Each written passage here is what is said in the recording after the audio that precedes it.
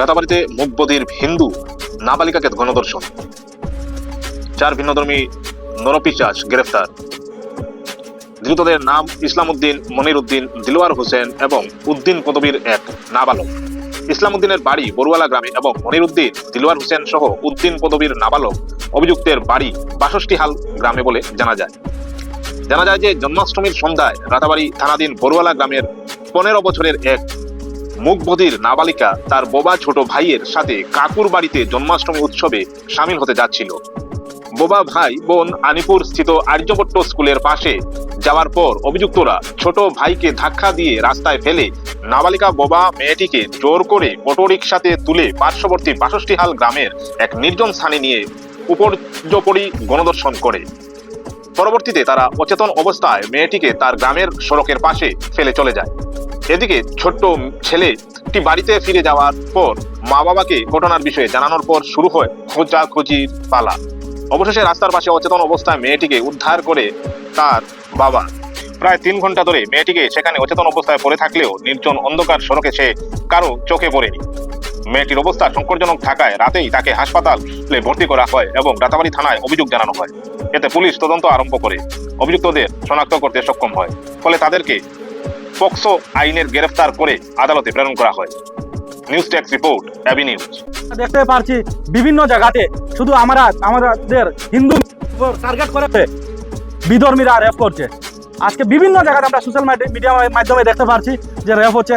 আজকে রাতাবাড়িতেও সেটা বাস্তব হয়েছে। গত 16 তারিখে আনিপুর এরিয়ার একটা মেয়ে, বুবা মেয়ে, ওর ছোট একটা ভাই ওর সাথে ছিল, সেও বুবা ছিল, তাকে জোর জবরদস্তি ধরে অটোতে তুলে নিয়ে রেপ করেছে। তারপর সেই মেয়েটাকে এনে আবার সেই জায়গাতে ফেলে দিয়েছে। কিন্তু আমরা সে খবরটা পেলাম 24 ঘন্টা পর, বজরং দলের সবাই খবর পেলাম 24 ঘন্টা পর। আর বিভিন্ন ধরনের অন্য সংগঠন আছে, এরা কোথায় ছিল এত সময়? কেউ এটার কোনো একটা প্রতিবাদ করেনি। কিন্তু আমরা আজকে ধন্যবাদ জানাতে হবে আমাদের বিধায়ককে। সবার আগে বিধায়ক গিয়ে উনি নিজে খবর নিয়েছেন, সেই পরিবারের খবর নিয়েছেন, সেই মেয়েটার খবর নিয়েছেন। সেই মেয়েটা বুবা, উনার যে বাবা, উনার বাবা প্যারালাইসের পেশেন্ট। তো বিধর্মীরা আমাদের দুর্বল পরিবারের ফ্যামিলি দেখে টার্গেট করে রেপ করছে। এর কারণটা কি আমরা জানতে চাই। যদি এইরকম রেপিস্ট যারা আছে ওদের যদি ফাঁসি না হয়, তো আগামী দিনে আমার মনে হয় আরও ওরা করতে সাহস পাবে। কারণ কয়েকদিন জেলে থাকে, বের হয়ে যাবে, আবার করবে। এরার ভিতরে কোনো ভয় নাই, আতঙ্ক নাই। এদের যদি ফাঁসি হয় তাহলে এরার ভিতরে আতঙ্ক ঢুকবে, ভয় ঢুকবে, না হলে এরার ভিতরে আতঙ্ক ঢুকবে না। তাই ওদের ফাঁসি জানাই, ফাঁসির দাবি করি আমরা বজরং দলের পক্ষ থেকে। জয় জয় শ্রীরাম, জয় শ্রীরাম, জয় শ্রীরাম। ভারতবর্ষের মাটি থেকে আর ভারতের খেয়ে, আর ভারতে যেরকম পাকিস্তানের মতন দুষ্কৃতীরা পাকিস্তানের চাল চালাচ্ছে, সেটা আমরা কোনো সময় মেনে নিব না।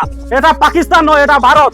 আর যারা রেপিস্ট এদেরকে ধরে গুলি করে মারার দাবি করবো। আর এর পরিবারের যারা আছে তাদেরকে পাকিস্তানে পাঠিয়ে দেওয়ার জন্য আমরা দাবি করছি। সংগঠনের পক্ষ থেকে, বজরং দলের পক্ষ থেকে আমরা দাবি জানাচ্ছি। এটা শুধু আমরার দাবি। জয় জয় শ্রীরাম, ভারত মাতা কি, ভারত মাতা কি।